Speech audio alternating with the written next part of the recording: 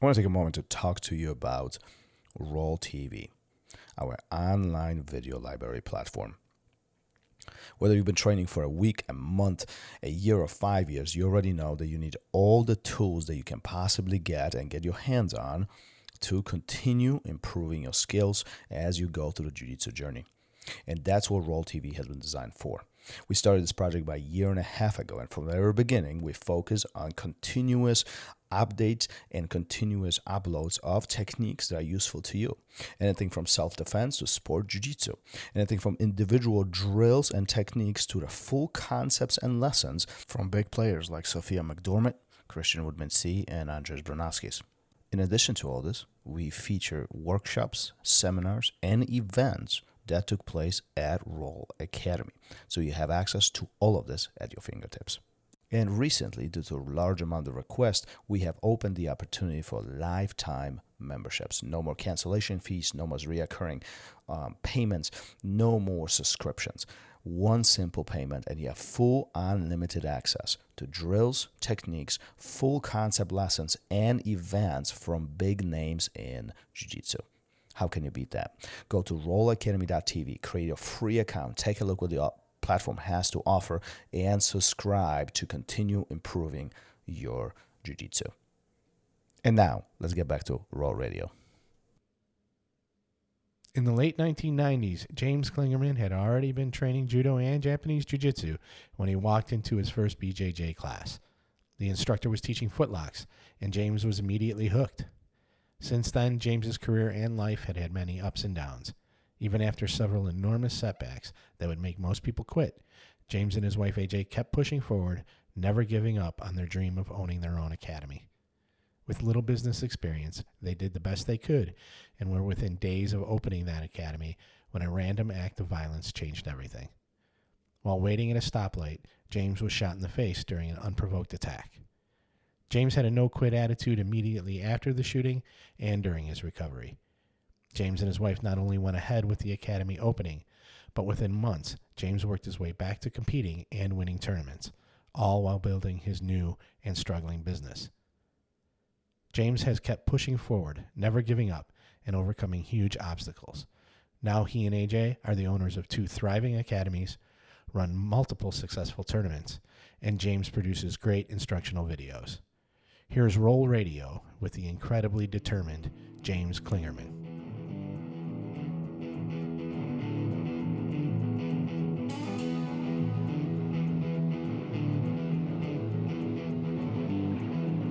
Welcome to Raw Radio.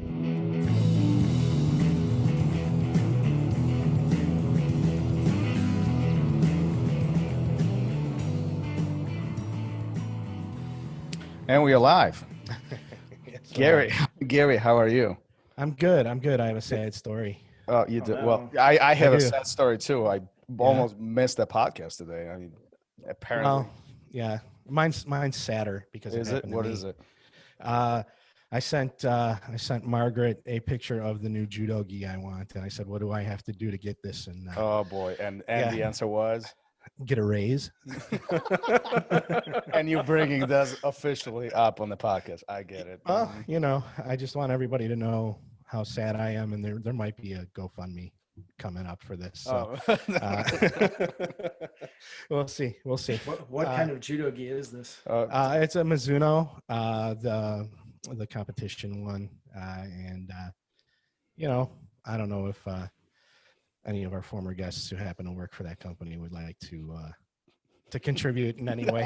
Oh, great. This is turning just fabulously. Yeah. James, Sounds like a welcome to the sponsorship. show.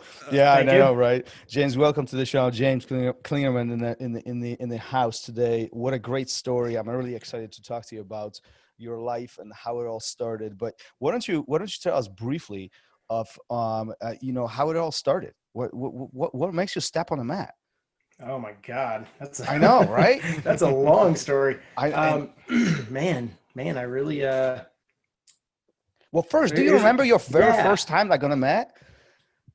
Because like for Gary, it was like yesterday. So he has, Yeah, but I'm full old. My recollection memory's of it. shot. But for me, it was like 20 years ago. And Yeah. but what about you? So, man, like just So I did a little bit of judo and some Japanese style jiu-jitsu before I did Brazilian jiu-jitsu.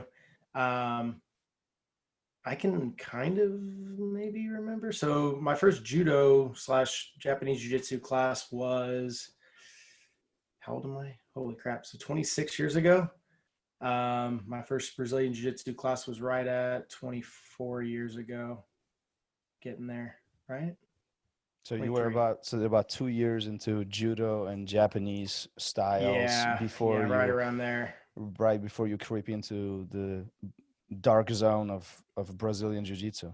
Yeah, it's funny you say the dark zone. My first class, I actually, for some reason, my first Brazilian jiu-jitsu class, I don't remember why I didn't participate, but I went with some friends just to kind of check it out, and it was on footlocks. So the guy was doing footlocks, even like I said, 20 June of 1997. So yeah, it was a guy named Greg Eldred. He was a like an affiliate of the Gracie Academy, so Hoist and Horion Academy, and we were all doing the judo and the Japanese jiu-jitsu, and my buddy's like, hey, we found this guy. He's a Brazilian jiu-jitsu blue belt. And we were like, oh my God, a blue belt. This guy's like, he's almost God, and so yeah, we went and checked it out. And like I said, I was only 17 at the time. So maybe I don't know. I couldn't sign my own waiver. I don't remember exactly what it was, but I was probably injured, honestly. I was like, I'm gonna sit out today. But yeah, I went and watched, and yeah, so I started training pretty much the week after that class, and I was still doing the Japanese jiu-jitsu, and I was still doing judo, and I was doing the Brazilian jiu-jitsu, and I was trying to do a little bit of everything, like pretty much as often as possible. So hold on a second. So it was a blue belt, and they were teaching leg locks. A lot of people think that leg locks didn't exist until like 5 years ago, because this is not the new hot thing now. So he was psychic. Yeah. When we went to the gym, he had like candles and like pentagrams. And all is that what it is? Nice. Yeah. One of those guys. I know a few of those guys. Yeah, no. So, I mean, even back in the day, like even, like I said, I started in 97. So like, I don't know, I'm probably like third, fourth wave American jiu-jitsu guys. Like, you got your dirty dozen. And then, kind of like, I look at like that kind of second wave is like, guys like John Burke, Barry Yoshida, Steve Maxwell, the Migliorace brothers, like, Mauricio Zingano, Lowell Anderson, like guys that were either at the academy or they were like running an affiliation right around that time. So, all the affiliate heads, most of them were all blue belts right around the time I started. But yeah, like, the Gracies had a couple instructional, I almost said DVDs, which are now obsolete.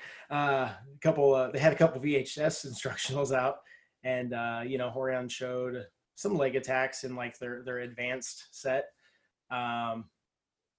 which I had, bootleg copies of. But yeah, so, I went in, Greg was showing footlocks, and I was like, I like this guy already, just because, well, in the Japanese stuff, like we didn't do any of that. There was obviously no leg locks in judo, and the Japanese system just didn't have them. So, although I was familiar with them, I didn't know how to do them necessarily. And it was just kind of cool to walk in and be like, wow, this guy's already teaching stuff that I've never seen anyone teach in person before. Did you know what you were getting into at that time? Yeah, I think so. I mean, like I didn't know what the future held. Like, honestly, when I started jiu-jitsu, it was to be a fighter. Like I wanted to go win the UFC, I was a 17-year-old kid. I was pretty athletic. I picked up things quick. And it was real strange for me because like I never started at like, step one, I guess. I've talked about this a little bit before. When I started in the judo and Japanese school, like I had watched UFC 2. So because UFC 1 wasn't even out. They never released it on VHS until way later. Mm-hmm. But I watched UFC 2 and I'd rolled around with some buddies and I could already choke them and arm lock them and probably leg lock them too. I don't know. But so we went to this jiu-jitsu school and I started training there right away. And just having an idea of positions and what submissions were, I was already beating guys that had been there for a while. And, instead of going, man, these guys aren't that great. I was, again, 17. I was like, I'm awesome. Like, you're the best. Yeah, I'm the best. I'm going to be a UFC champ in 5 years, And that's what Gary says every day. Just give it time. Keep training. Yep. You'll get there. I'll be the oldest one ever. But and so I had a couple years of grappling. By the time I was actually doing Brazilian Jiu-Jitsu, by the time my first Brazilian Jiu-Jitsu class came about, I already had a couple years in Judo and this, this Japanese style Jiu-Jitsu, and I already had the Gracie tapes, and I sat there on my floor and I kept a notebook, which I would really like to find. I know it's somewhere, but like all my original notes from that stuff. So I had a little grappling going into that, and I could hang well with most of the blue belts. There's a couple guys that put it on me pretty well, but yeah, so I was like never like the bottom guy, beginner, didn't have a clue what was happening. So it was a little different for me. I guess I kind of understood where I wanted to go with it. Was the blue belt the highest belt that you encountered at that time? Oh man, I can honestly tell you the first 3 purple belts I've met outside of California. And even in Cali, there were only a couple. So paint a visual here right now, because I think I think today, and I'm sure I'm gonna piss off some people and offend some people, but I think people are spoiled today. Like absolutely, it's absolutely. one, on your phone you can view the best instructional in the world. 2, you can essentially drive to some phenomenal, no matter where you are, you can drive to phenomenal in person, whether class or private lessons, seminars, whatever the case is, right? I mean, overall, if you look at the spectrum of jiu-jitsu, what it is today, I think students overall are spoiled, and sometimes even they don't appreciate what they have. Like I remember when I was starting, a blue belt was like, purple belt was like, whoa, you got a brown belt. I was like, whoa, this dude, this is different level stuff. Yeah, for sure. Like I said, I can still remember the first 3 purple belts. Like when I started jiu-jitsu, it's kind of the, your parents tell when I went to school, I had to walk uphill both ways in the snow, even in the summer, and I mean, jiu-jitsu in 97 was worse than that. Like there was, number one, we didn't have YouTube. Like I didn't even have internet. Right? Like there was no. Even when YouTube first came out, man, it was like 15-second clips. Like there was no online anything as far as instructionals went or anything like that. There was a few, like a handful of blue belts in the state, in Indiana. And then I met the first purple belt I met outside of California was a guy named Jack McVicker. Jack's a phenomenal black belt to this day, multi-time world champion, still runs a great school. But I actually met Jack at a judo tournament, and he beat me. I ended up getting second to him. He threw me once, and he threw me and pinned me the other time. But and then I met these guys, Scott and Eric Sullivan, and it was real weird the way I met them, because one of my main training partners, kind of the guy that he was doing the judo and the Japanese jiu-jitsu with me, and then he's the one that found Greg Eldred. I don't know how he found all this stuff, because like I said, there was no internet. There probably was. I was just poor. I didn't have it. I don't know. But, he was like, oh, there's this Gracie Academy way up in Westfield. It's an hour away. We should drive there 6 times a week, And, but he was like, hey, there's this purple belt down in Evansville. And I called him to try to train with him. And he said that his purple belt coaches just moved to New Pal, which is like a suburb of Indianapolis, right? So he gave us their number. It was a guy, father and son, Scott and Eric Sullivan, and Eric is the dad, Scott's the son.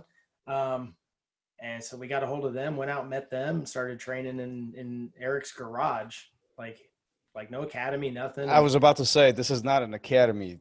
No visual here. This is a garage. Yeah. Also, let me go back to Greg, right? Like, so Greg Elder, my first coach, it wasn't like an academy. Like he rented a basement out of like an insurance firm. So we had this, man, I'm sitting in my basement now, and it's like twice the size of Greg's academy. It was like this tiny little room with a couple rollout mats. And that's just where we trained, like after a year or 2, he finally padded the concrete walls. So like, I mean, legitimately, right? We were like, hey man, a lot of us are kind of getting busted up. We had enough skulls cracking around. Let's pat it around. Right. Yeah. But, yeah. So, we met Scott and Eric, and, Scott's a phenomenal guy, man. He was a big time, lifelong martial artist, right? He did karate and JKD and all this stuff, but but he ended up training Muay Thai. He was like, I believe he won some U.S. titles. He was fighting over in Japan. He was fighting shoot boxing, which was basically Muay Thai, but with big takedowns. Mm-hmm. And he had fought for some titles over there. Scott was actually almost in the very first K1.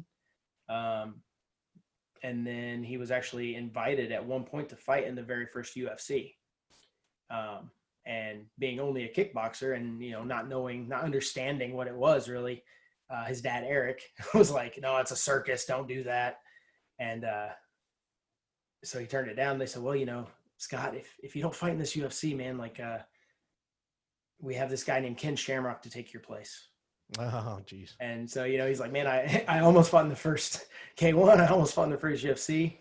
And then, so after UFC came out, he started traveling to like California and Texas. He was training with like the Gracies, training with the Machados. And he got invited to fight in the first Japan Valet Judo. If you guys remember that show, that's the one Hickson was on. Mm-hmm. And, back then when you trained with the Gracies, you were not supposed to fight on any event any of them fought on, right? Mm-hmm. And so he was like, man, I want to fight on this. I finally want to do this. I want to, he was trying to get a hold of Hickson, basically say, hey, I'll bow out to you. I'll fake an injury. I'll let you tap me, whatever you want, but I want to fight on this. And never got confirmation like, hey, that's cool or anything. So he pulled out, and they put Bud Smith in. And I don't know if you guys remember this. First Valley Two was like 97, I believe. Yeah, somewhere in there before 2000. Yeah. So bad Bud Smith went in. He basically threw two big right hands, knocked the karate guy. He knocked him down with one. They gave him an 8 count. He got back up, knocked him out with the second. His second opponent bowed out because he was injured. And so Bud Smith went directly to fight Hickson in the final and lost, obviously. You know how that ended, yeah. Yeah. But Scott's like, my whole career. But anyway, so he, this was years later. So I met them in 98, I believe. 98 or 99. I don't remember now. Probably late 98. But just started training with those guys. So I was it was like I was training judo 2 nights a week. I was training with Scott and Eric 3 to 4 days a week. I was training with Greg Eldred 2 to 3 days a week. My days were packed with just why that arts. variety? Why that variety? Let me ask you this. I mean, this is way back early on. Today we have a larger amount of knowledge how to cross train and what's about our bodies and what we need to do and to really make it productive. But why back then? What was your reasoning behind it? Well, so I'll say I was never one of those guys that's like, this martial art is the absolute best, right? Like when I was a kid. So let me say this too. When I was a kid, like I loved martial arts. I wanted to be a martial artist, but I would not ever remotely go near a classroom environment of any kind. Man, I would probably be diagnosed with social anxiety disorder. Like I honestly could never have pinpointed it until probably my late 30s. I didn't know. Like I got horrible anxiety. Like I still to this day, I don't like people. Like I don't like, that's not saying I don't like people. I don't like groups. I don't like going to the theater. I don't like going out. Like I'm perfectly content just being like here in my basement. Maybe video games.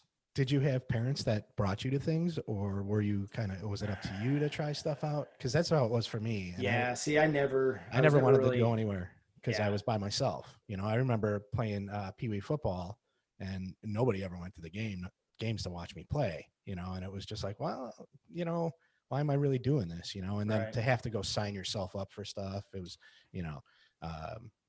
the anxiety level was huge. So it was like, I'm just going to go hang out, with my few friends around the neighborhood. Right. Yeah, exactly. Yeah. I never played a sport. I never did an extracurricular activity in school. I never did anything. I didn't play an instrument. Like I couldn't even have told you what anxiety was back then, but I had it horribly. Mm-hmm. Like even starting like day 1 in kindergarten, I was like, this is the worst thing that I've ever experienced in my life, and it's some, 30-year-old lady playing a piano going, good morning, children. And I'm like, oh God, my brain's melting. Make it stop. Mm-hmm. And like, it was, here's how this sounds stupid. This sounds insane. I'm 41 years old. When I have bad dreams, it is still about being in school. Like I still have bad dreams about high school and stuff, and the thing is, it's not even a bad dream. It's just like I'm in school and I wake up and I'm like, oh, Oh, I was carrying books. No. So what changed in life? Like, hold on, let me wrap my head around this. So Right. what changed around it? So you're essentially saying you don't want to be, I guess there's some social obstacle. You don't want to be part of groups. Being in a classroom, even in a kindergarten, is an issue. For crying out loud, you're teaching hundreds of people every Yes. day. Yeah. It's weird, right? How's this work? So like I said, man, I would go to the library because it was quiet and there weren't a lot of people around, and I would literally like get every martial arts book they had, and I would check every one of them out, and I would read through them all, and I'd take them back, and if there was any I didn't check out, I'd check those out. But I just had this rotating cycle of books, and half the people watching the show are like, "What's the library?" But yeah, so like I was always interested in, I read about the philosophy of it and the techniques and stuff. And the techniques were hard because I was drilling in my room by myself, Finally, like I've got a little sister, she's like 5 or 6 years younger. And I'd be like, hey, come here. Let me just put your arm out here. Like you're punching me in the face, finally. We need to get her on the show. Right. Yeah. Luckily she's not here right now.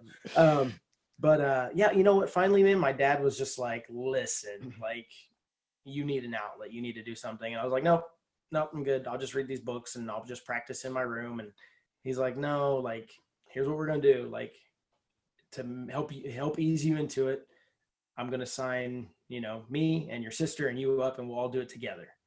And I was like, nope, not interested. Don't want to do it. But so he was like, well, you have to. You don't have a choice. It's the only thing he ever really like group thing he ever made me do in my entire life. And he literally just gave me the yellow pages and was like, pick the place and that's where we'll go. And it was just like I honestly I just picked the place closest to my house, which was just a karate school, right? And did that for a while, and what it did was it got me in that group setting, in learning to sit and just take the instruction, which wasn't so bad. It got me sparring with other people, and even teaching eventually. Just like part of your like belt testing was you had to be able to teach the techniques, so we had to teach classes and stuff. And as much as I disliked the technique of karate, like I appreciated kind of coming up teaching the classes. Like it really kind of brought me out of my shell, right? So when I finally decided, like, okay, this isn't really for me, I did it for probably about a year with a small break. And I was like, okay, I can do this. But even then, I think I was 13 to 14 then. And I started doing judo / Jiu Jitsu when I was like 15, 16. So still a couple years. But yeah, like I saw, what was it? It was like a highlight of UFC 1 on MTV Sports with Dan Cortez. That's what it was. And he highlighted. They talked about this Brazilian jiu-jitsu style, and I was like, oh, cool. And I was like, oh, wow, there's a school with a jiu-jitsu banner on it, actually closer than that karate school was. It was just kind of like a couple blocks closer to my house, and they had judo and karate also. And so me and my best friend just kind of walked over there one day, talked to the guy, and he's like, oh, yeah, Korean guy. He's like, yeah, I trained with the Gracies. What we do is the same stuff. It wasn't. Yeah, I know where the story's going after reading up on you a little bit. But yeah, he straight up was like, yeah, it's the exact same stuff, blah, blah, blah. I'm like, okay, cool. Me and my buddy, had to get my dad. He had to come up, sign the waiver and stuff, and started training. I think he did a couple classes and then split. And yeah, I stuck with it. I trained there for probably 2.5, 3 years. And like I said, I was doing the judo and the Japanese jiu-jitsu there. Then we met Greg Eldred in 97. I was training with him 2 to 3 other days a week. And then just slowly over time, I gradually migrated more toward the Brazilian jiu-jitsu. I continued doing judo even at another school until 2000, when our academy opened. So. And that continues from that point on, huh? What's that? That's how it all started. Oh yeah. So Eric Sullivan, the one who's graduate training, he actually started the Indiana Brazilian Jiu-Jitsu Academy, and I was just like an assistant coach. There was like three assistant coaches, and so later that year in August, I actually opened my own school And I was like, Eric, man, I don't know, what should I call it? I went to him for, kind of some insight, and he's like, man, don't do a whole bunch of new stuff. Just call it Indiana Brazilian Jiu-Jitsu. Use the logo. Just make it the same thing. And I talked to. So I wasn't under the Gracies at that time. I had actually officially moved to. What year is Scotland. this? This is 90. This is 2000. So 99, I had officially switched teams from the Gracie Academy to Mario Roberto, who was Scott and Eric's instructor. So 99, I made that switch officially, like late 99. And then in 2000, March 3rd of 2000, Eric opened the academy, and then August of 2000, I opened mine just in the back of a little Taekwondo school.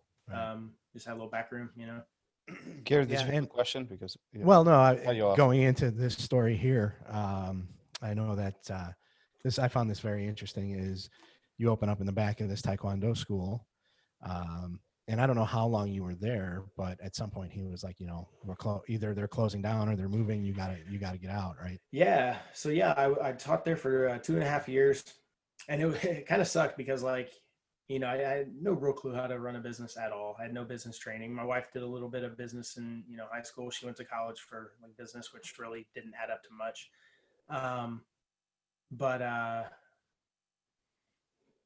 Yeah, I was in the back of the Taekwondo school for 2.5 years, and I had just really probably within that last 6 months started kind of doing membership agreements and kind of running it a little more professionally. And he came to us and he was like, hey, I'm actually buying this new building. I'm buying the building. We're going to move. It's real close. It's way bigger. And, he was like, give me all that. I was like, oh man, this sounds great. And he's like, yeah, the problem is it's just one room. So you're not coming. You can't, you can't follow. Wow. And I was like, oh man. Not invited to the party. Yeah. But what really sucked about it, man, is I was like, oh, well, okay. That sucks because this is all I've really known for 2.5 years. I don't know if I'm going to be able to continue. But how long do I have? And he's like, 2 weeks.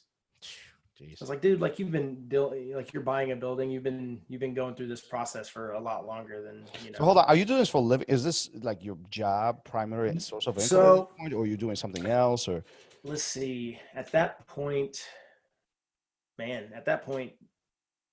probably pretty close to it. So I had a job straight out of high school. I was building video monitors, just like a warehouse job, right? And I was there for 4.5 years. So 2000-ish. So, the academy was it was a little extra income. But yeah, at that point, my company had closed down. So this was literally all I was doing. I was doing day classes and kids classes and kickboxing and MMA. And I was teaching all the classes all the time, doing everything. So yeah, it was my only source of income outside of, my wife had a job or 10. She's always just worked. It's crazy. And I may have even had a little part-time job or something here or there, but yeah, overall it was my main source of income, what I was bringing in. And you get 2 weeks notice. 2 weeks notice. So what are your thoughts? What comes to your mind? What am I going to do? And here's the thing. What's crazy is I wasn't bringing in a lot of money. So I was cleaning the Taekwondo Academy every day in order to knock my rent down. And my rent was 20% of what I brought in. So, number one, I didn't have it wasn't oh, your rent's $1,500 every month. It was oh, you brought in $20 this month, give me my $8 or whatever. But, it was, I wasn't bringing in a ton but I wasn't paying out a ton, and I wasn't required to pay X amount. So, I had to go home. I was like, hey, guess what happened today? So we immediately started just contacting realtors and kind of running the numbers and going, okay, absolute worst case scenario, this is our budget. This is what we can afford to do. So closing down and giving up is not an option. Is that what I'm hearing? I mean, you're trying to figure out what to do to survive the academy, essentially. Yeah, absolutely, man. Like I said, that was my first reaction was, I don't know. But, again, after talking to my wife, she's awesome, by the way. She just won pants. Yay. Nice. But, 2 weeks ago, I was JJF pants. So she went out, she won her and one of our girls both brought home golds. So good job. That's awesome. Congrats AJ. on that. That's amazing. Amazing. But yeah, she was like, "Hey, we're not closing." Like, okay, so we're all on the same page. You know, we made the deal. And you know, at one point I remember, you know, she said like, "Hey, like you know, this jiu-jitsu academy, this is our dream, this is our future, this is what we want to do." So, you know, Is she everything training else at that point? No, not really. So she's just really, really believing in you Yeah, for some crazy reason. yeah, I don't know. we need to get her on the show, get the true story behind all of this. Yeah, man. No, yeah, you should have her on. She's amazing. Is she upstairs? Go get her. She left to get dinner. So what's on for? I mean, obviously, I feel like you're downplaying all of this. Like, you know, obviously this is decades ago, right? But yeah, I think that's the thing, man. Is like at that point in my life, man. Like, you know, and we haven't really talked about it, but like, man, I got shot in the head sitting at a stoplight, which we get to that in the morning. We get to that in the moment. But yeah, we can go. But you know, I got shot. I lost my job. Like, man, all this crazy stuff was just happening. I was young, you know, I didn't really have any guidance. I didn't really have any people to look up to, any people that had been where I want to go. I didn't have that. And so it was just me and my wife just kind of looking at the situation and kind of assessing it and going, I think this is the right play, but I'm not sure, you know? And so, you know, at that time, it was horrible. Like it was bad, but like my life's I'm not in that mindset now. You know what I mean? My life's fantastic now. So it gives me something to look back on, but it's hard for me, especially like right now with people watching, like to put myself in that mindset where like everything's going wrong. Right. But in all honesty, like that's kind of where we were, like everything was kind of going wrong, but man, the thing is my wife and I, you're coming up to the pivot point, and obviously Gary and I, we know what you know was about to happen, but I want you to break this down because you're about to make probably fundamentally one of the most important decisions in your life that's going to essentially guide you towards what you do today and who you are today, right? So walk us through this. Yeah, like I said, it was a big deal. We sat down, we budgeted, we said, hey, like at this point it was like, you know, AJ makes this much money. Here's all of our bills. Here's how much is left over. and you know, we have this little tiny bit and this is what we can afford. And then, you know, let's bring in some students. So we contacted, like, we were talking to nearly 40 different realtors, looking all over like central Indiana, just trying to decide where we wanted to be. We settled on Greenwood area, which, you know, just, you know, looking at the demographic, the household income, blah, blah, blah. Great area. We like the area.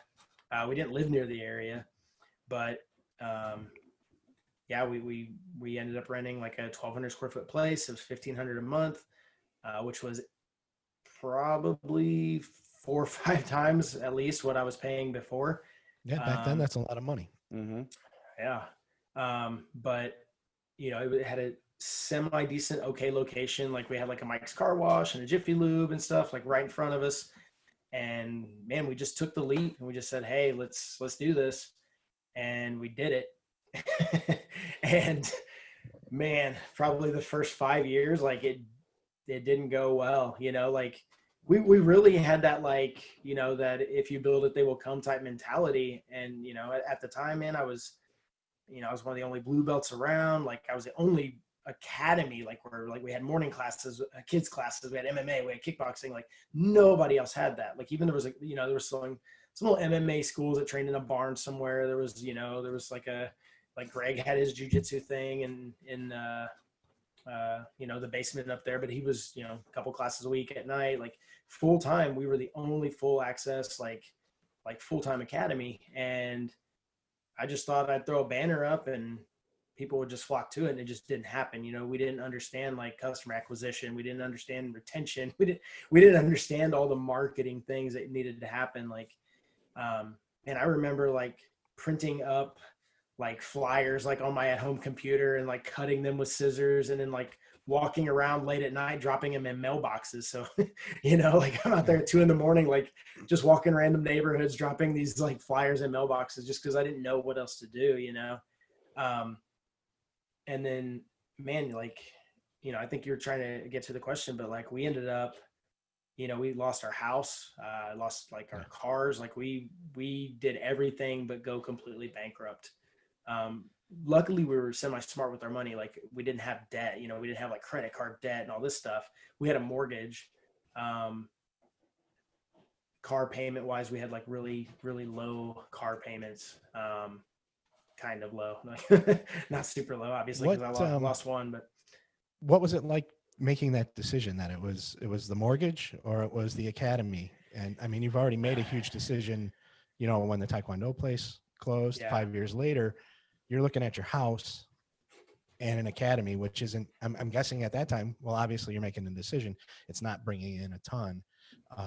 What does that all encompass? How do you go through that? Well, I mean, when you say it that way, like it was kind of easy to make that decision. Like we weren't making any money, so like it's like we're so far behind on the mortgage. Okay. All right. I'm not even gonna worry about that. Easy. Hey Gary, get Margaret here. I mean, let's talk about that race of yours, okay? All right, let's talk about it. But in our reality, the business is not making money, at least not as much as you want to. Obviously, the past is not so rosy, right? You already made these tough decisions, and now you're put in a position where, you have to choose between a place where you live and this quote unquote passion that you have. How do you justify this? Like, I mean, I'm just curious, what's in your mind? I think that's what Gary's asking. Like, how do you process that information? Honestly, man, I was just in a position I just had to double down on it. You know what I mean? Like I didn't see a clear path in any direction. I didn't see any other path, honestly. Like it was like, well, go get another warehouse job. Like I had a high school diploma, like I didn't have any specialties. So like I knew jiu-jitsu. It made sense to me. Like it made sense to teach jiu-jitsu. That was a skill I had, right? Like that was my talent, I guess. So, for me, it's kind of sad. Like there was no other road that I really had to take. So it was like, I just got to keep going forward, Safety net. Yeah. I mean, right. Yeah. At the time it might've sounded sad, but looking back 20 years later, I mean, you made the right choice, right? Right. Yeah. Absolutely, man. Like if I had just gone, I'll just go get a job. I'll just go work at, Mickey D's or whatever, like flipping, like, or another warehouse job that started, maybe you moved your way up, you start making some okay coin. And then the next thing you're still, you did the blue belt fade, who knows? Yeah. Right? Exactly. So oddly enough, I actually, so my wife's cousin was a manager at a warehouse. And there was one point where I was like, I gotta go get a job. And to be real honest, I think it was before we started teaching morning classes and all that stuff. But, I hit him up and I was like, man, I need a job. Like, he's like, well, we go through this temp agency. Just tell them you want to work here. So I went to this temp agency, said, hey, I want to work at this place. They said, cool. I went in and it was almost exactly like I was building video monitors before. And then now I'm building tanning beds. So go in this warehouse. I'm like, busting out these tanning beds all day long, just my little electric drill, just our air power drill, and just boom, boom, boom, and working with this Mexican guy, speaks like zero English, made the days really long. But man, just in there, and like first week goes by, next week starts, and I'm like, this sucks bad. I don't want to do this at all. And then fortunately or unfortunately, I ended up getting, I don't know what it was, like some kind of weird infection or something in my hand. But my hand swelled up and I had it like all, I had like popsicle sticks and tape, but I couldn't hardly use my right hand. And then I go home and one of my friends from like third grade through high school, he had moved away after high school, and he contacted me and he was like, hey man, I'm in town. meet me for dinner or whatever. So we go meet and then just decide like, oh yeah, why don't you crash with us for a couple days or whatever. And my hand was all jacked up. So I called in, I called it like I worked like Monday through Wednesday. I called in Thursday. I was like, hey, my hand is still messed up. It's worse than it was yesterday. And then Friday came around. I was like, hey, like my hand is just getting worse. There's no way I can sit there and drill for 9 hours. And they're like, okay, no problem. They called me back that day. Like, yeah, don't come back. So between my hand getting all swollen and my buddy coming over from Seattle, like, I guess it was one of those blessings. You know what I mean? Like, I was just like, man, I don't want to do this anymore. It's just not for me. So yeah, blessing in disguise, right? Yeah, for sure. And that's not the craziest story. It's pretty crazy. I It don't know if I can top it. I don't think I can top it. Well, why don't we talk about the shooting, which was earlier on, right? Yeah, I love shooting. Got a lot of guns. I like your dark sense of humor too, so right. I appreciate that. I do have guns. So I think what Thomas is getting to is the random act of violence, right? And this is what year are we talking about? 2000. Okay, so this is all. So, okay, so how much back are we going? So, what time are you losing that temporary job? What year was this? So, temp job loss was probably 2001, 2002. Okay, so backtrack about 2 years earlier, right? Yeah. So, what's going on? All right. So, Indiana Brazilian Jiu-Jitsu Academy opened March 3rd of 2000. On February 20th, like, what was that, 11 days before, I got shot in the head. So yeah, the academy wasn't even open. I was still training with Greg Eldred. I was doing very well in tournaments. I had just won like Corian Gracie's national tournament at Blue Belt. I had just won the American Judo Cup. So like I was getting into a really good stride competing. I was actually winning pretty much everything I entered everywhere, right? Like I was feeling pretty good about myself. I was starting to look. I had 3 MMA fights at that point, starting to look, to get back into MMA, start working. You blue belt back then? Yeah, I got my blue in 97. Actually, I got my blue in like 4 months. So yeah, me too. Nice. No, it took a lot longer than that. So yeah, I got my blue in like October of 97. I had my first MMA fight in March of 98. First 2 MMA fights. And then what was it, early July of 98, I had my 3rd MMA fight. Boom, boom, boom, bump all the way up to 2000. So yeah, I was a 2-stripe, 3-stripe. So about halfway into blue. Yeah. So you're on a good on a streak. You things are going successful. I'm awesome at jiu-jitsu, just super undefeated, super awesome. Amazing. I'm like, man, I think I fought this blue belt named like Bushesha or something. I don't know. Wow. Probably he wasn't doing jiu-jitsu at that time. I don't know probably how old not is he? yet. Like, when did he start? I don't even know. These young kids winning everything now.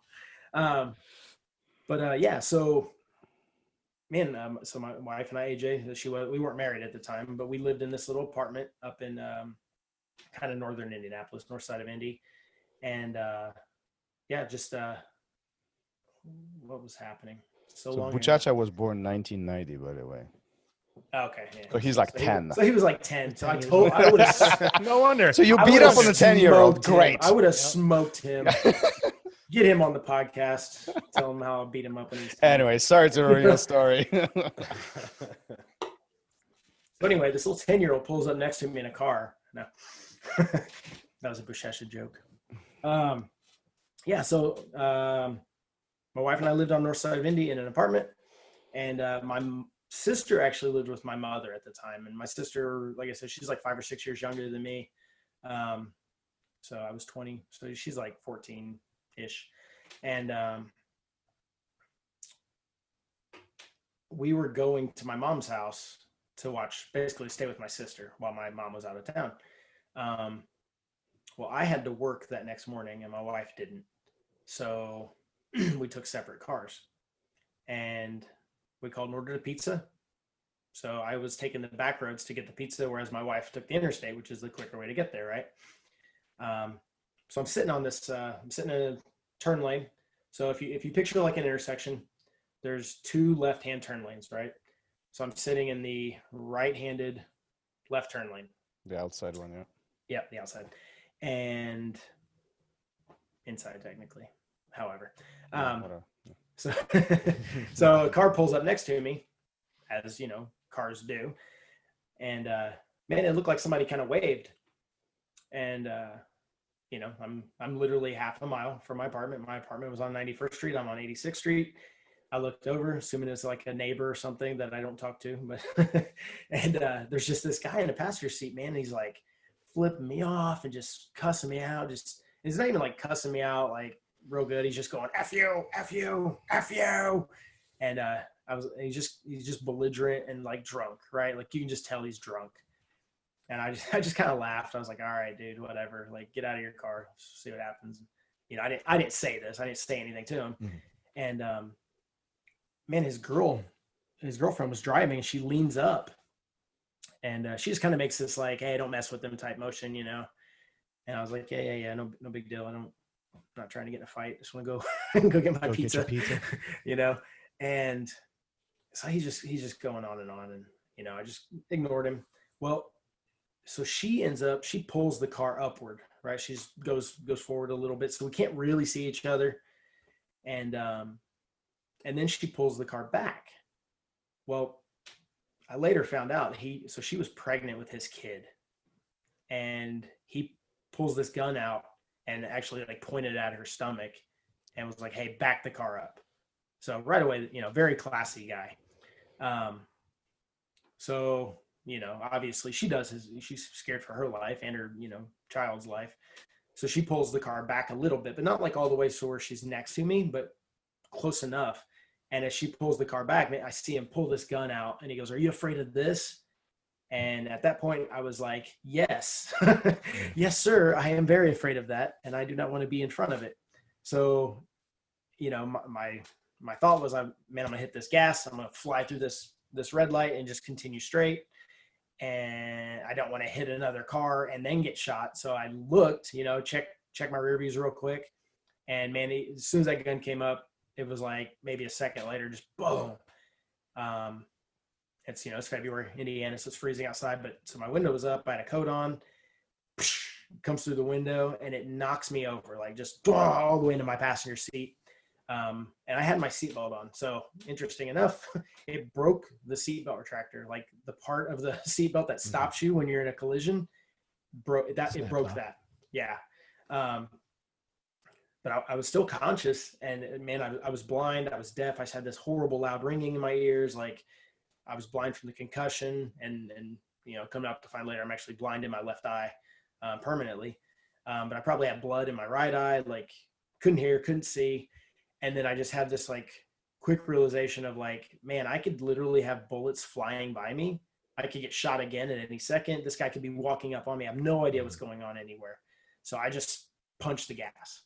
And like, you know, a couple seconds go by, but I'm honking the horn. I start peeking my head up real slow, and I'm like trying to blink, and slowly, like I was seeing little tail lights here, tail lights there. And man, I drove up probably a block or two, actually onto an overpass, and I ended up kind of clipping another car.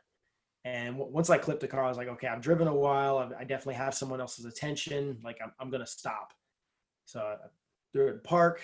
I get out, and, you know, there's a guy in his little green car, and he's on his cell phone.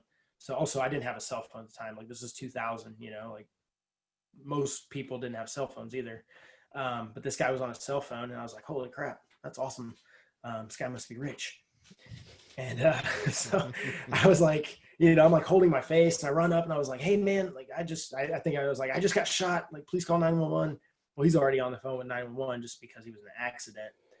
And I go up, and I lean on his hood, you know, and when I lean on his hood, man, the amount of blood that was just spurting out of my head, man. Yeah, gushing. I mean, like I was like, oh, that's that's real bad. So wait, so Um, prior to that point, you don't know the amount of damage, I guess, that's done?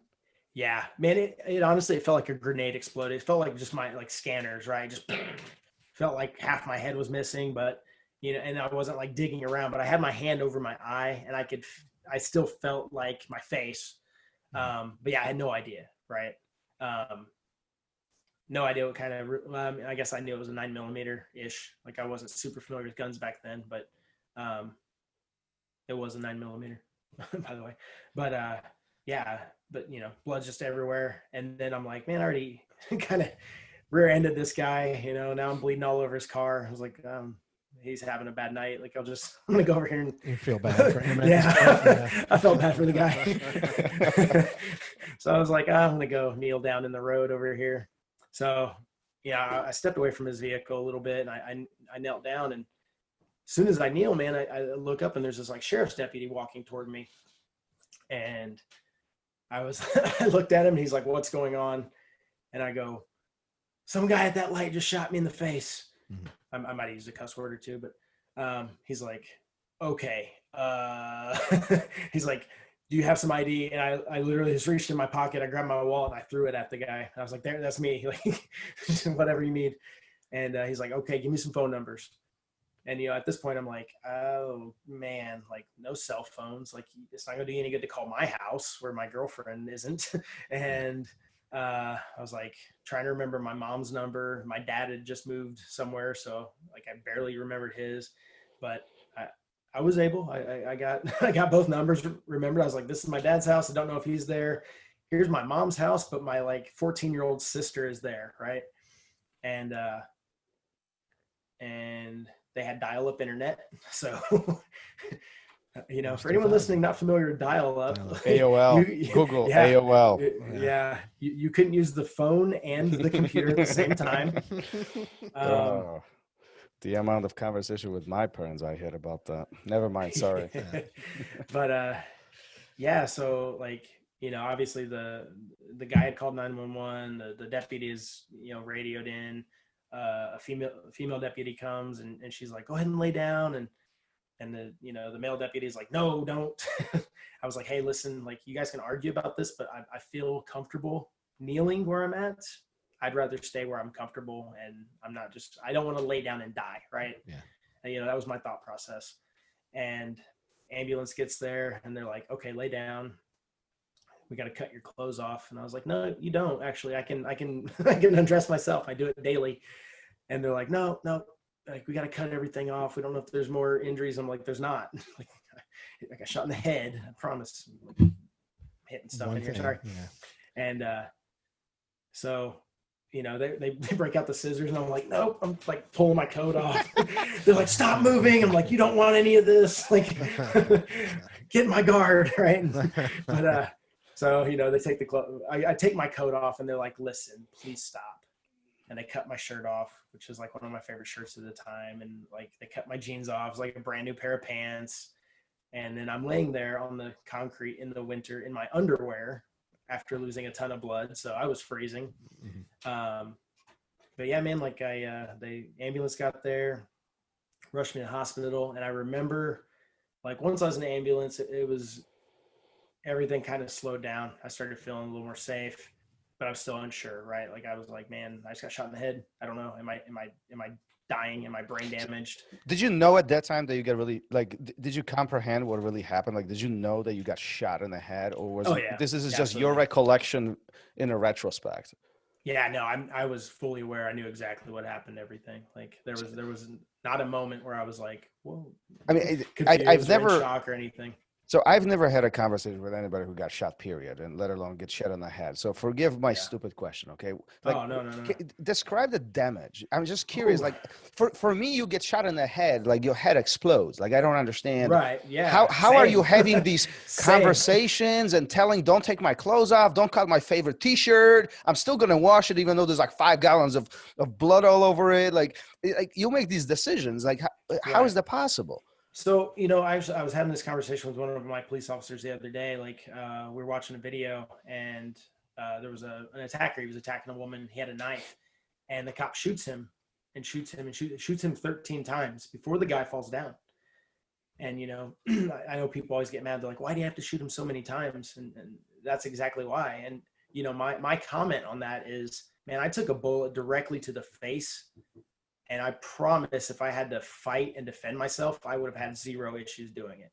Like, it wouldn't have been hard at all. Like, I could have literally had a street fight after getting shot directly in the face. Okay. Yeah, I think once that adrenaline starts going, I was an EMT in the housing projects in the city for a long time, and dealt with a lot of people that were shot, and the conversations that they want to have while you're picking them up, while you're, you know, getting them ready to go. It's never about, you know, am I going to die? You know, it's not that stuff. It's you're just so amped up. And I think that it takes you to another place almost, you know what I mean? I mean, you're present, but you're not in a way.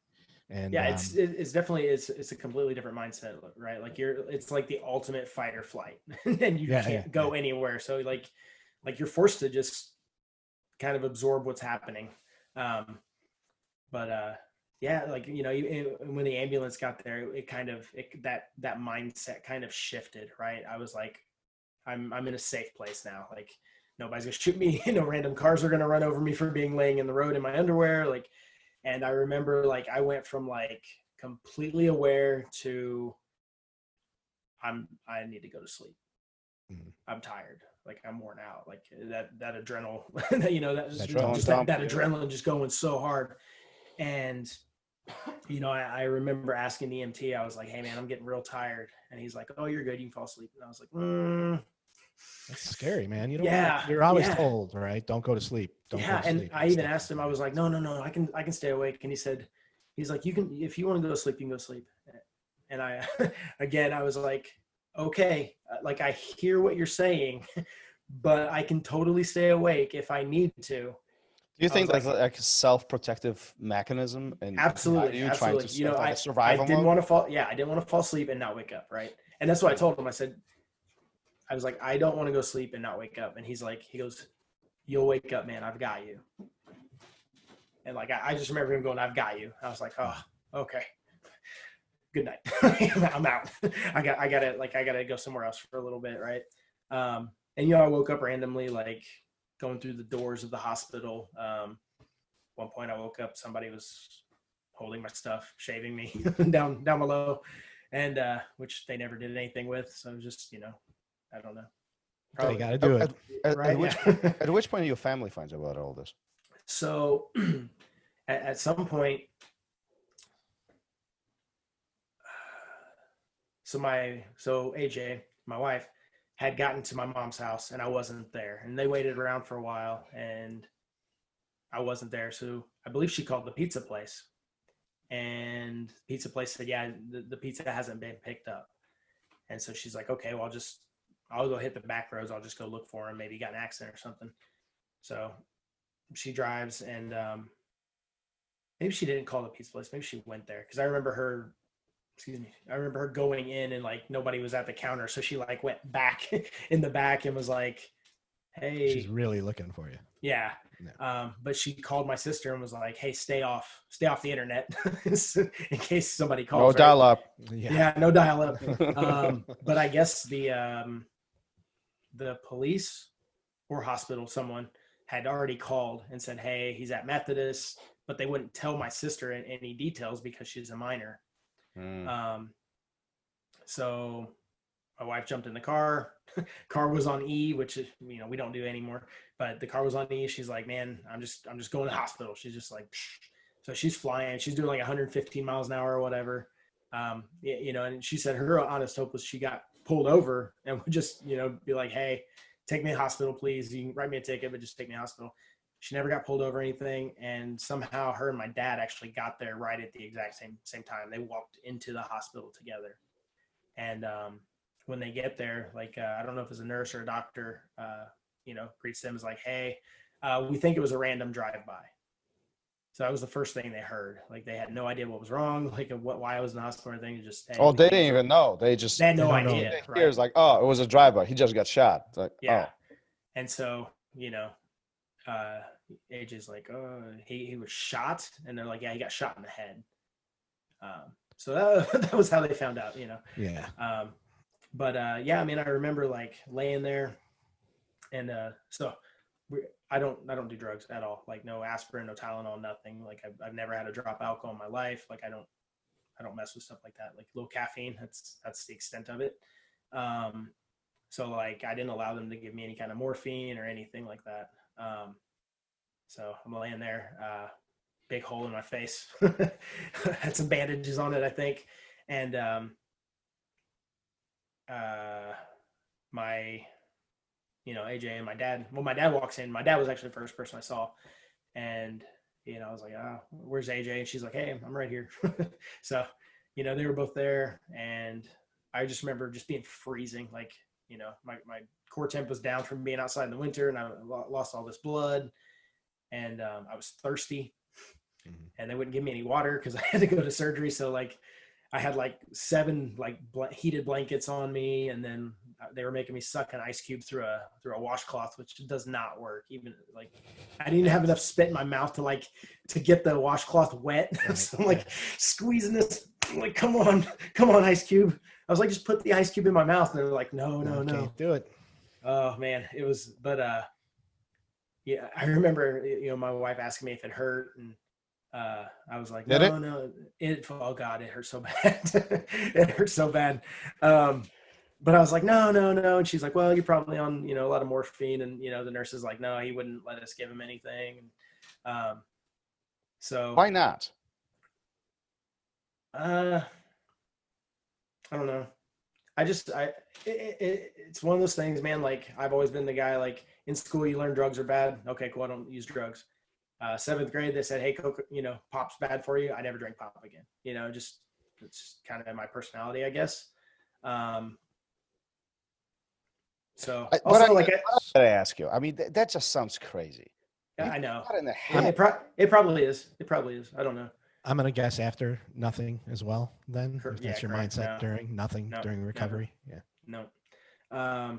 So you go through it. So you have one surgery, multiple surgeries. What's So that night, what they did, they went in. So they couldn't remove the bullet, right? They ended up putting like a hammock type deal to hold my eyeball in place, and then so I've got 2 like metal plates to kind of reconstruct my cheekbone. Mm-hmm. And then so that night, I believe that was pretty much all they did. Over the years, I went in and had different surgeries on my eye. Like they went in later, reattached my retina. They removed some scarring off the back. Man, at one point, I don't know why I laughed at that. It's gross. At one point, like my, obviously my face swelled on that left side, and the exterior swelling went down before the interior swelling. So it pushed out like flesh, like out of my eyelid. Oh, that's like, gross. Like, yeah, I told you, right? So I laughed at it. But I gotta tell you, you got an unusual sense of humor, man. So also, like, I have to look at it, and I can go, well, I can, like, so my friend from the same friend that came into town when I had that job and I called in. So his mom asked me, she, afterwards she called me just to kind of check on me. And, she's like, man, you're doing really well. She's like, you've got a really good attitude about it. And I was like, you know what? I can either just accept it, laugh at it, find humor in it, or I can sit around and cry about it. Like, it's horrible. And I'm not going to say I haven't shed tears over it, but at the same time, like, that doesn't do me any good on a daily basis. Right. Like, but that's amazing attitude. I mean, but at the same time, there's so many people, I think, out there, and I'm sure you have encountered plenty of them. I mean, you deal with students every single day. Oh yeah. Where people give up on by far smaller issues. I mean, holy crap! You get shot in the head. First of all, going back like through your entire life, you lose your job or your company closes. You are forced to make a decision whether you open your own academy or you're not. What are you gonna do? You choose to do it. Then things fall apart. You have to choose between house and an academy. Where you're gonna live? What you're gonna do? And prior to that, 2 years, you get literally shot in the head. Like, I don't understand how you not give up. People give up because they get tapped out, or they give up because it's hard to make it to the academy. Yeah. Yeah. I What don't do you know. say to them? Man, it's one of those things. Like I'm weird, right? You know, like I'm a weirdo. Like, I don't know. Yeah. Can I interrupt real quick? Because I think I know. Of course. Yeah. A little bit. Help me out. I'll help you out here. Yeah. I truly believe that a huge part of why I was able to cope with it all was because of the lessons I had learned in jiu-jitsu. The ability to deal with both physical and mental pressure almost directly translated into what was happening to me with this shooting. Man, whoever said that's a genius. That guy, the more I get to know him, the more I think the same. But I mean, so, researching today, this is what I saw. And I think that it speaks a lot to not only to you, but it speaks a lot to jiu-jitsu.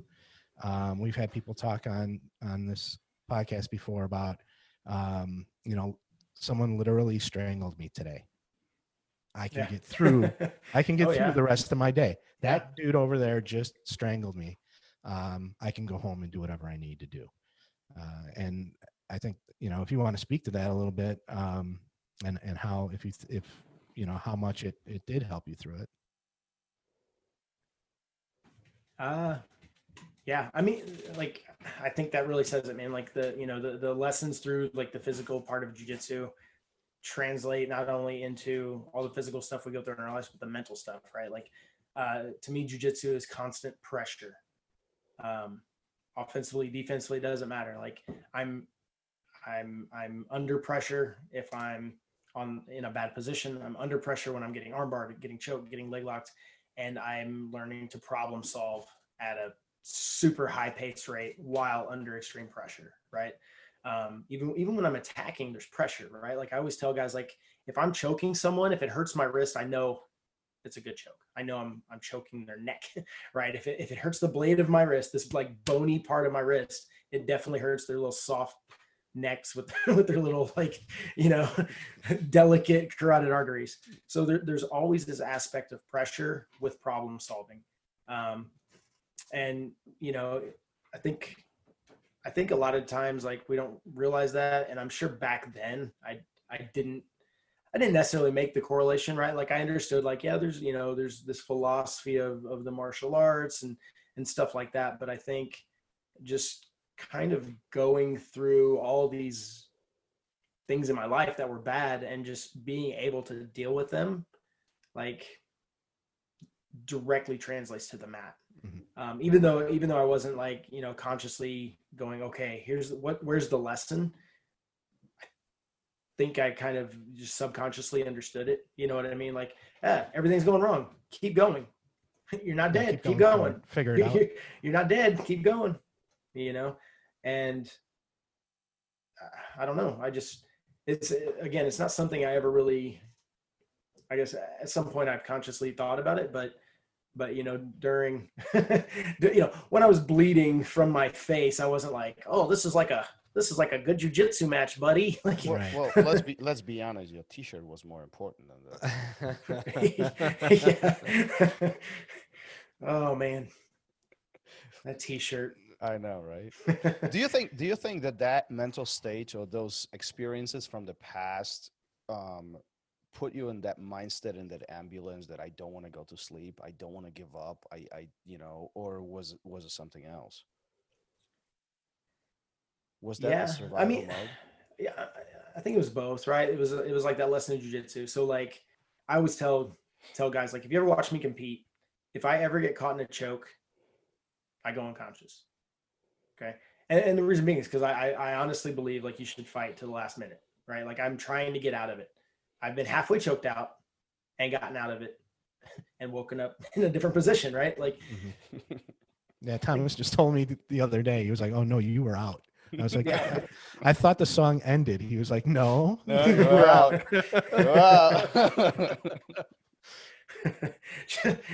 Quick tangent. I had a guy get choked out one time, and like, he's laying there and I choked him out. Yeah. And Oh, that's a minor detail.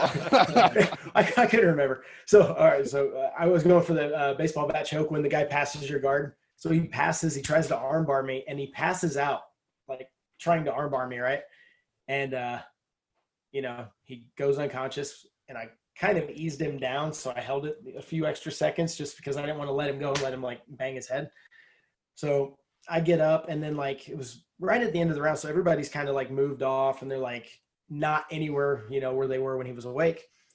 And I'm looking at him, and he's like kind of starting to move, and, clearing his throat. I said, "Hey man, you okay?" He goes, "Yeah." I said, "Oh, you were out. You okay?" He's like, "No, I was just thinking." So, what were you thinking about? And he's like, "Stuff." He's like, "No, I wasn't out." And I go, "Look around." And he's like, "Where's everybody at?" I said, "Well, round ended and everybody moved." I was like, "Dude, you were out." But yeah, like I've just always had that fight to the last minute, right? Like, I guess, when I first started learning martial arts, it was for self-defense. And I still believe martial arts is for self-defense. If someone breaks into my house and they're trying to kill me, and I'm stabbed and I'm shot and I've got an arrow through my, my neck, like whatever it is, like I'm going to fight until the absolute last minute. So, I look at that in my jiu-jitsu, and sometimes you get a broken arm and you keep going. It's not the best idea because it's just jiu-jitsu, but sometimes you get shot in the head, and you need to not lay there and die. You need to get up and drive. But I think you can make that correlation with other things in life. Like, I mean, even within jiu-jitsu, but not particular to training, right? I mean, our life throws so many obstacles at us, and For sure. It's sometimes it is difficult to make it to the academy, or maybe other priorities. Let's be honest. Okay, jiu-jitsu shouldn't be most important thing unless you do this professionally, right? There's a family, jobs, and other things that we have to do. They probably take priority over it, but this jiu-jitsu avenue gives us no. Disagree. Forget it. Disagree. I withdraw my comments. Podcast over. Podcast over. And we are done. Finally got somebody to leave. But listen, how do you make the correlation where, this continuous drive to continue learning more, to continue coming back? I mean, going through these blue belt obstacles, I mean, blue belt probably the longest belt that there is, right? And probably the most difficult. How many people gave up on you after they got the blue belt? So many. I remember hundreds and hundreds. I remember students that got a blue belt. I have never seen them before.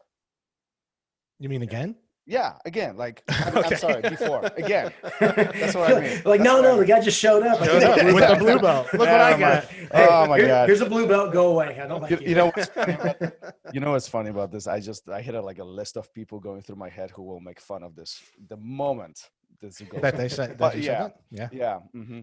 But I have a longer list and they're all going to get it. But I remember, I know people who got their blue belts, and I never see them again. Like they just give up for whatever reason, whatever it is. How do you make this mental breach or leap to the other side where you continue going? Like I've said on the show that I was just too stupid to quit, and I'm still here, but like that stubbornness, I think, is a big factor of continuing on. Yeah, for sure. So I don't know, like I understand people having other priorities, right? Like oddly enough, when my wife and I started dating, I said, look, jiu-jitsu is number one. If you're super lucky, you might be a close second someday. Right. And the thing is, I didn't. Gary, make it up. We need her on the show. We do. I want to hear these stories.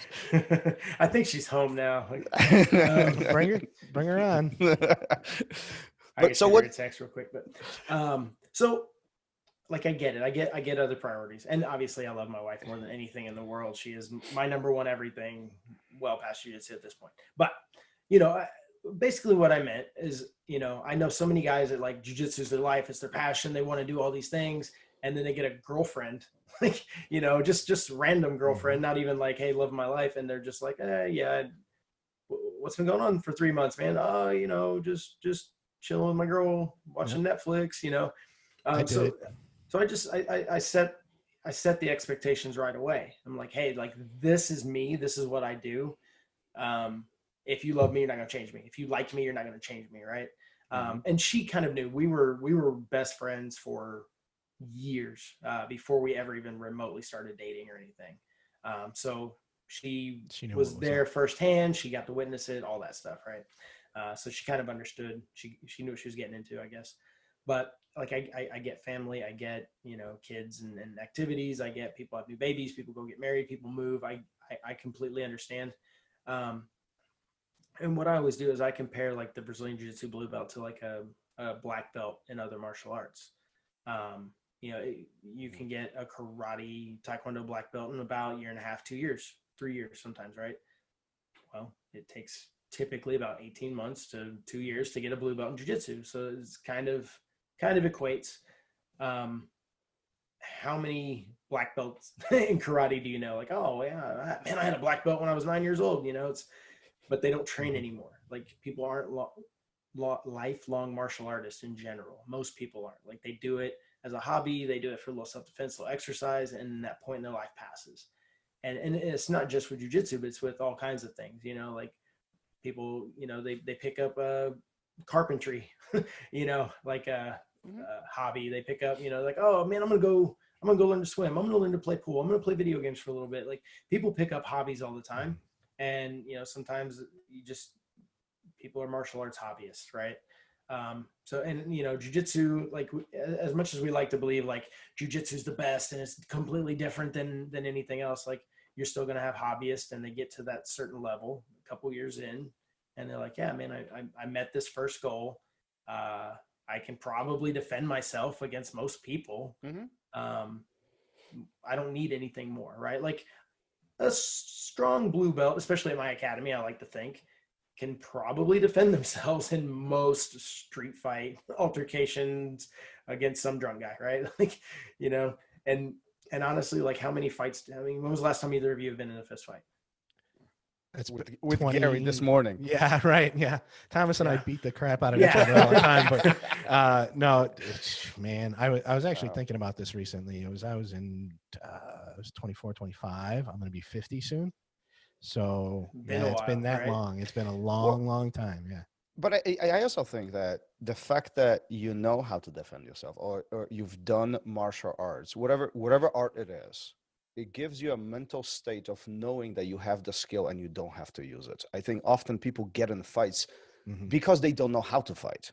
Right. Exactly. Right. Exactly. So they have this insecurity and they're trying to resolve things in a physical manner where you don't see many martial artists. I forget about black belts, but even at purple, even at blue belt, I think they have the conscious level of saying, I don't need to do this. This could go wrong very quick. Yeah. Yeah. You know, there's also that, what did Roy Dean tell us?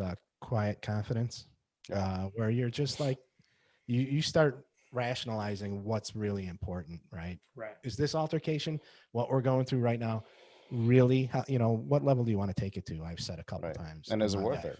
And well, I bring that back to high pressure problem solving, right? Like if I'm not used to, you know, solving jiu-jitsu problems under pressure, like when somebody's in my face and they're screaming and they're wanting to fight me, like you're like, yes, I have to fight this person. Like you don't have that ability to rationally think and go, okay, what, you know, you're either like, yeah, I'm going to fight this person or, oh, I'm going to run, get out of here. Like it's much harder to just be like, okay, here's my other routes. Here's how I can talk this person down. Here's how I'm going to maneuver my body just in case. Here's me looking around, making sure his friends aren't going to stab me, stuff like that.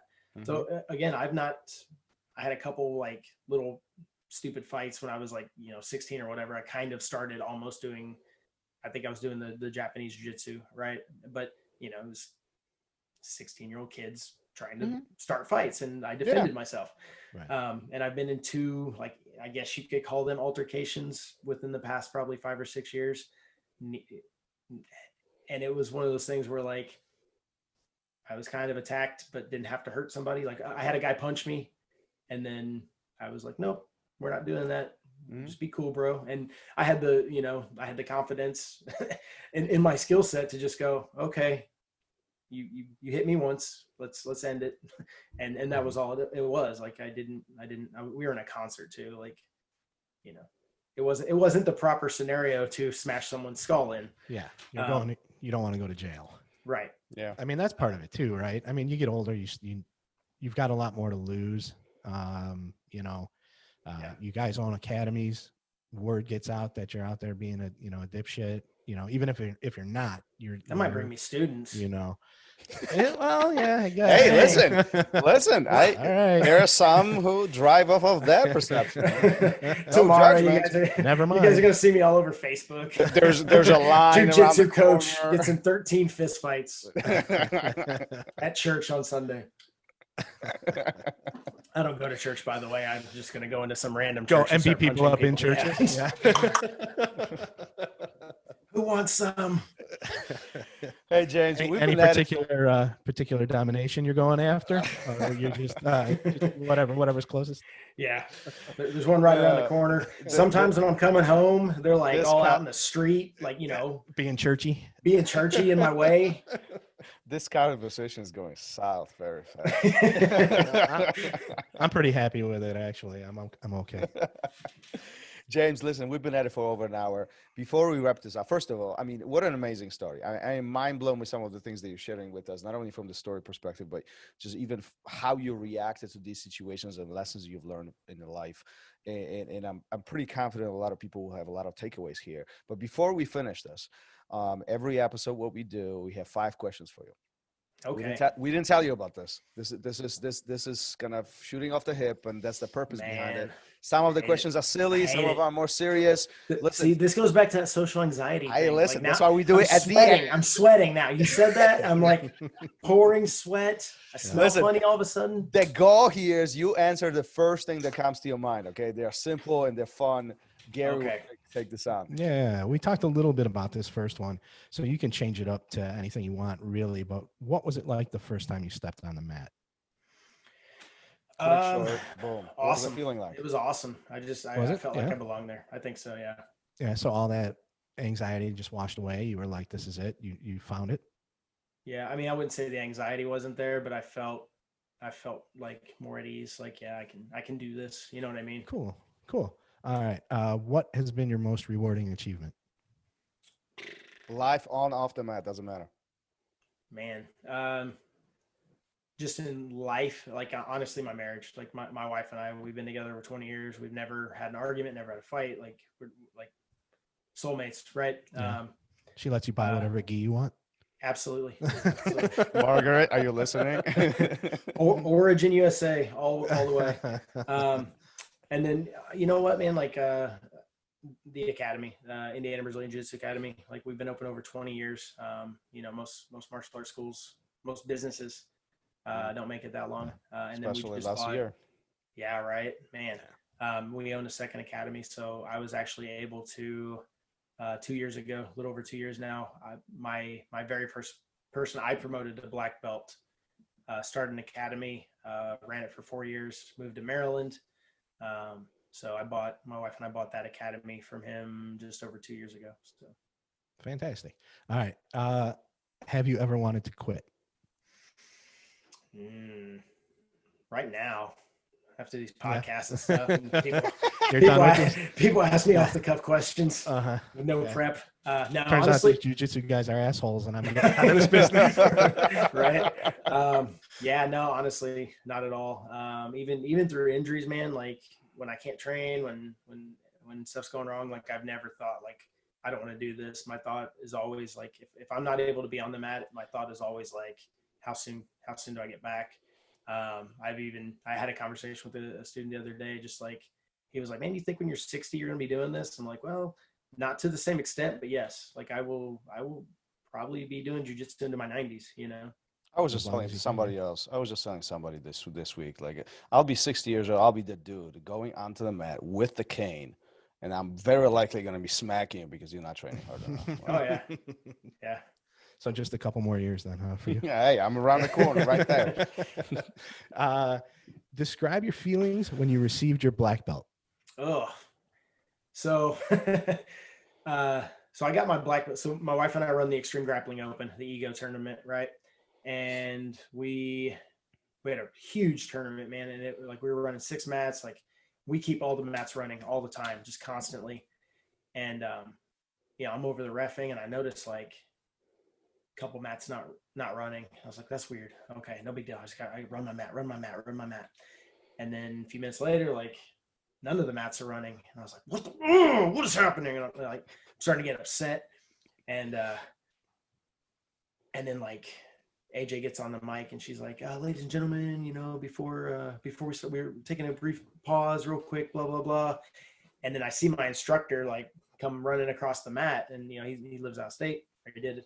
And instantly I had a blown knee. Like, I had like 3 knee braces on my leg, and my leg starts shaking real bad. I was like, oh God. Anxiety kicking in. Yeah, I was like, God. And it was, there was like 800 or 900 people at this tournament. Like, it was huge. Man, I'm like hobbling over, which actually was October 20th. So I just celebrated 13 years of black belt. Happy anniversary. Thanks. But yeah, like, so they're like, hey, James, come here. I was like, I'm trying. I'm like walking so slow because my legs are shaking so bad. And my coach, he gave just a quick speech, just like, hey, it's like, giving James a black belt today, blah, blah, blah. Gave me a little thing. And man, like, just the amount of people there, it was one of those like super anxious moments. I'm like, and then I've never been one to want a belt, like, I always say, like, when I got my blue, I was like, oh yeah, I've been trained. Like, even though I got my blue in 4 months of jiu-jitsu, I had a couple years of grappling behind it. Mm-hmm. I knew all the moves from the tapes and stuff, and I was kind of excited to get my blue belt. I was not excited to get my purple. And then got my brown. I was like, yeah, I'm probably a brown belt, I guess. I had a really good brown belt competition career. And then black belt, I was like, couldn't we have waited another year or two? Just please. But doesn't every black belt feel that way? Or everyone who gets promoted to black? Yeah, I think so. I think so. Everybody we've asked this question to, nobody was like, today's I earned it. This is the day. Yeah, I earned it. This is the day I was supposed. Yeah. Why wasn't it last month? Nobody has that attitude about it. Yeah. It's always, now they feel the pressure, right? Yeah. Didn't really feel it up until they get that belt, and now it's like, oh, now I've got something that I need to perform for. Yeah, and what's weird is, like, business wise, people looked at you different because people understand the black belt, right? Like, yeah. When I was a purple belt or a brown belt, they were like, you're only a brown belt? I'm like, I've been training for 10 years. Like, but don't you think that people change that mentality every belt? Meaning, like, if you had a white belt right next to you, your attitude will be different the moment they get the blue belt. And the same thing happens the moment they get a purple. It's like, like, he just gained all this knowledge. And the same thing that emphasizes the moment the black goes around.